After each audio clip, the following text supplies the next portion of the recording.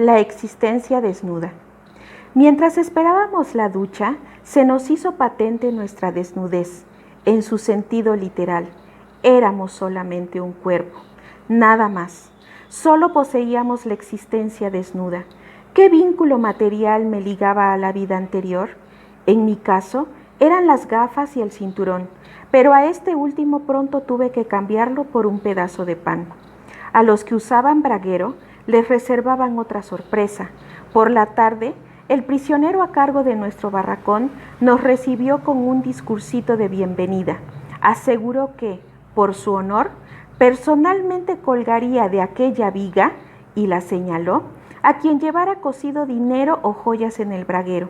Explicó con orgullo que las leyes del campo concedían ese derecho a los veteranos.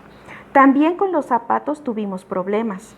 Aunque supuestamente podíamos conservarlos, los que tenían zapatos en buen estado fueron obligados a entregarlos y se los cambiaron por zapatos desgastados y de otro número. Les fue aún peor a los que, guiados por el consejo de los veteranos, habían cortado la caña de las botas, disimulando el corte con jabón. Los hombres de las SS conocían esa práctica y se metieron a todos los sospechosos del engaño en una habitación contigua. Oímos de nuevo los chasquidos de los látigos y los gritos de los torturados. Esta vez el castigo duró bastante tiempo. Las primeras reacciones. Así se desvanecían, una tras otra, las ilusiones de algunos de nosotros habíamos aún concebido. Y entonces, inesperadamente, la mayoría nos sentimos embargados por un humor macabro. Ese humor lo provocaba la conciencia de no tener nada, excepto nuestra ridícula existencia desnuda. Cuando las duchas empezaron a funcionar, todos hicimos de tripas corazón y bromeamos sobre nosotros mismos y sobre los demás. A fin de cuentas, salía agua de verdad. Además del extraño sentido del humor, se apoderó de nosotros otra sensación, la curiosidad. Ya había experimentado antes ese tipo de curiosidad como reacción primaria en situaciones extremas, cuando, haciendo montañismo, sufrí un accidente que casi me costó la vida. En el peor momento, durante un segundo o milésimas de segundo, sentí la aguda curiosidad de saber si saldría con vida, con el cráneo fracturado y con otras lesiones. Esta fría curiosidad predominaba incluso en Auschwitz. Ella nos permitía distanciarnos de alguna manera de lo que nos rodeaba y nos facilitaba contemplar la realidad con cierta objetividad. En aquellos momentos utilizábamos ese mecanismo como medida de protección. Estábamos ansiosos por saber qué iba a suceder y qué consecuencias tendría. Por ejemplo, estar de pie a la intemperie, con el frío del final de otoño, completamente desnudos y mojados por el agua de la ducha. A los pocos días, la curiosidad derivó en sorpresa. No nos habíamos resfriado. El lager reservaba muchas sorpresas semejantes para los recién llegados. A los médicos del grupo nos sorprendió comprobar la falsedad de los libros de medicina. Siempre se ha afirmado que el hombre necesita determinado número de horas de sueño para poder vivir. ¡Mentira! Yo creía que ciertas cosas eran imprescindibles, que no podría dormir sin esto o vivir sin aquello. La primera noche en Auschwitz dormimos en literas de 3 pisos. En cada litera, de aproximadamente 2 por 2.5 metros, dormían 9 hombres, directamente sobre tablones. A cada empujón, es decir, a 9 presos, correspondían 2 mantas. Lógicamente, solo podíamos estar tendidos de costado, apretujados como sardinas en lata, lo que tenía cierta ventaja, combatir el frío que penetraba en los huesos. Algunos usaban de almohada sus zapatos, aunque cubiertos de lodo, a pesar de que estaba prohibido. Había otra opción, bastante penosa, para hacer una almohada: apoyar la cabeza sobre el pliegue casi imposible del brazo a punto de dislocarse. Pues bien, en esas infames condiciones conciliábamos el sueño, que nos traía alivio y olvido de las penas durante unas horas. Quisiera señalar algo más sobre nuestra capacidad de soportar los envites del lager. A pesar de no cepillarnos nunca los dientes y de la carencia vitamínica que sufríamos, teníamos las encías más sanas que nunca. Resistíamos medio año con la misma camisa, si a eso se le podía llamar camisa. Otra cosa inexplicable, se lavan las cañerías y no nos lavábamos durante días ninguna parte del cuerpo. Y, sin embargo, las llagas y las heridas de las manos sucias del trabajo en la tierra no supuraban, a menos que se congelaran. Un prisionero que antes tenía el sueño ligero, a quien despertaba el más mínimo ruido, ahora dormía profundamente con otro compañero apretujándose a su lado y roncando en su oído. Si alguien nos hubiera preguntado si la afirmación de Dostoyevsky, que define al hombre como un ser que puede acostumbrarse a todo, era cierta, habríamos contestado sí, el hombre puede acostumbrarse a todo, pero no nos pregunte cómo lo hace. Lanzarse contra las alambradas. Pero conviene aplazar el análisis de estas cuestiones, pues estamos en el comienzo de nuestro ensayo psicológico y los presos no tenían aún, en tan poco tiempo, una conciencia precisa de su estado. Nos hallábamos todavía en la primera fase de nuestras reacciones psicológicas. La idea de suicidarnos estaba presente en prácticamente todos nosotros, aunque fuera solo por momentos.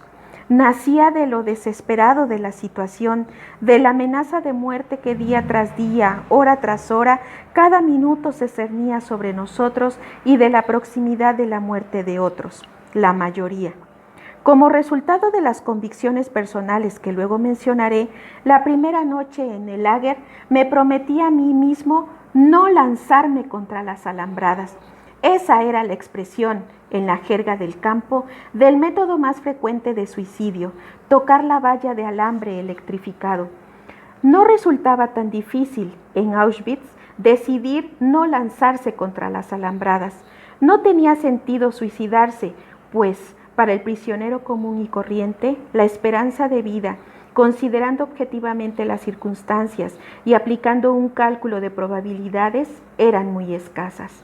Nadie podía tener la certeza de ser parte del remoto porcentaje de hombres que sobrevivirían a las sucesivas elecciones. De ahí que en la primera fase de shock, el recluso de Auschwitz perdiera el miedo a la muerte. Pasados los primeros días, se observaban las cámaras de gas con un horror atenuado. A fin de cuentas, le ahorraban a uno la decisión de suicidarse. Algunos compañeros, a los que vi después de la liberación, me aseguraron que yo no había sido de los más deprimidos tras el shock del internamiento. Recuerdo haberme reído, con toda sinceridad, cuando la mañana siguiente a la primera noche en Auschwitz ocurrió el siguiente episodio.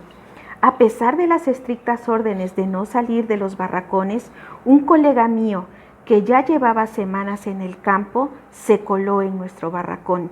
Quería tranquilizarnos, consolarnos y contarnos algunas cosas. Había adelgazado tanto que tardamos en reconocerlo. Con fingido humor y despreocupación, nos dio unos cuantos consejos apresurados. No tengáis miedo, no temáis las elecciones. El doctor M, refería al jefe de la sección médica de las SS, siente debilidad por los médicos. No era cierto. Las amables palabras de mi amigo no se correspondían con la verdad. Un prisionero de unos 60 años, médico de un bloque de barracones, había suplicado al doctor M que liberara a su hijo destinado a la cámara de gas. El doctor M rehusó fríamente ayudarlo. Pero hay una cosa que os aconsejo, continuó, que os afeitéis, si es posible, a diario, aunque tengáis que hacerlo con un trozo de vidrio y a cambio del último pedazo de pan. Así pareceréis más jóvenes y los arañazos harán que las mejillas parezcan más lozanas. Si queréis seguir vivos, el único modo de conseguirlo es aparentar capacidad de trabajo. Si cojeáis por una llaga o porque os roza el zapato, cualquier SS os apartará del trabajo y al día siguiente os enviará a la cámara de gas. ¿Sabéis a quién llamamos aquí musulmán? al de aspecto miserable, por dentro y por fuera, enfermo y demacrado, incapaz de resistir el trabajo físico duro. Ese es un musulmán. Antes o después, más bien antes, el musulmán acaba en la cámara de gas. Por eso os lo repito, afeitaros a diario, manteneros siempre erguidos, andad con soltura, no os mandarán a la cámara de gas. Ninguno de vosotros, aunque llevéis solo 24 horas aquí, debéis temer la cámara de gas, salvo quizá tú, me señaló y dijo, espero que no tomes a mal que te lo diga con tanta franqueza, continuó dirigiéndose al grupo. Es el único de vosotros que debe preocuparse por la próxima selección. Los demás podéis estar tranquilos. Yo sonreí. Estoy convencido ahora de que cualquiera en mi lugar habría respondido aquel día de la misma manera, sonriendo. Creo que fue Lessing quien afirmó, hay cosas que pueden hacerte perder la razón, a no ser que no tengas ninguna razón que perder. En una situación anormal, una reacción anormal constituye una conducta normal. Incluso los psiquiatras esperamos que las reacciones de un hombre ante una situación anormal, por ejemplo, la reclusión en un centro psiquiátrico, sean anormales en proporción a su grado de normalidad. La reacción de un hombre tras su internamiento en un campo de concentración supone también un estado psíquico anormal, pero si se juzga objetivamente en función del Lager, se trata de una respuesta normal y, como demostraré más adelante, es la reacción típica ante esas determinadas condiciones de vida.